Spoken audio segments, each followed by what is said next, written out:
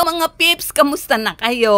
Okay, ngayon naman tayo ay tataas ng level ng maggagawa tayo ng translation naman ng Tagalogin mo.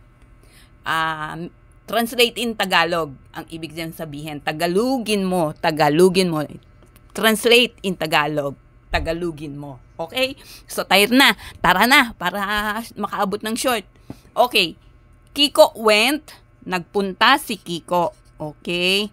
Nagpunta. Nakikita nyo? Nagpunta si Kiko. Okay? To the market, sa palengke. Okay?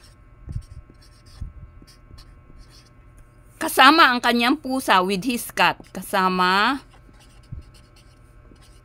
ang kanyang pusa.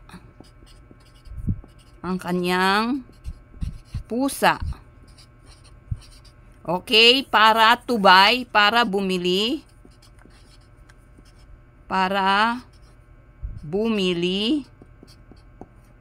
Ng ulam.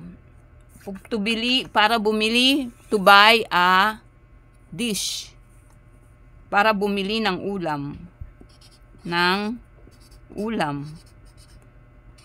Okay, ganyan lang. Gets nyo? Ganyan lang ng Tagalog. Bilis lang, di ba? Okay. Pagsasanay yan, ha? Gawin nyo. Sa susunod, bibigyan ko kayo ng assignment ngayon. Mamaya na. Okay? Sa susunod ko na lang palang shorts. Bigyan ko kayo ng assignment. Tagalogin nyo. Okay? Ha? Okay. Bye-bye.